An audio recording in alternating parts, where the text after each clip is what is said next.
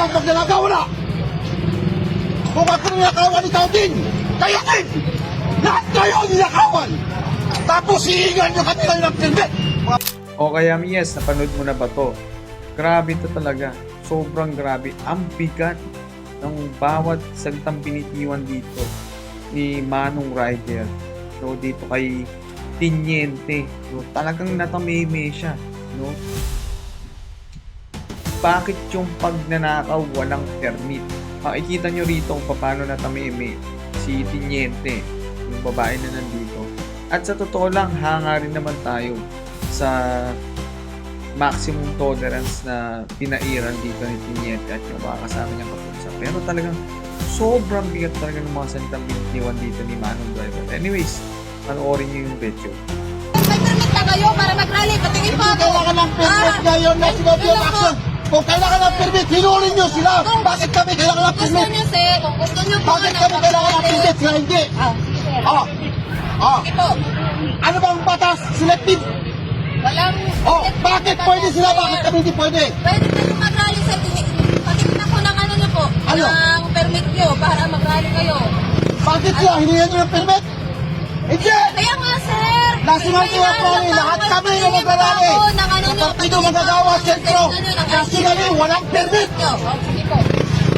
Hindi po kayo Kami nag-rally, kailangan nyo ng permit, pero ang pagdalaga, walang permit.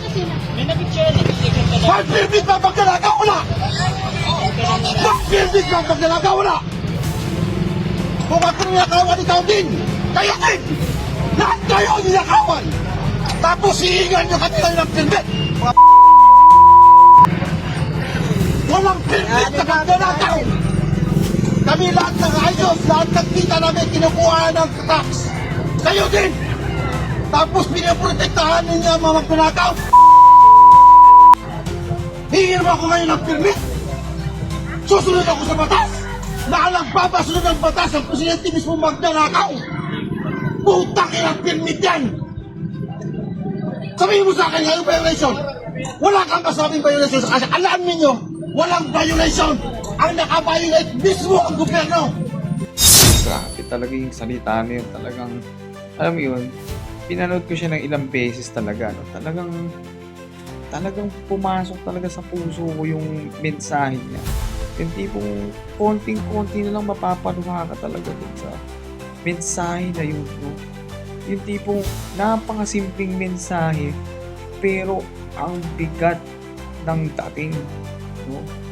Hindi ko alam kung tinamaan ba kayo or ano, pero ayun, ano ba ang masasabi ninyo sa sinabi ni Manong na may permit ba ang pagnanakaw? So, comment kayo dyan sa iyo ba? Tara, pag-usapan natin itong relevant na issue nito ngayong panahon na ito.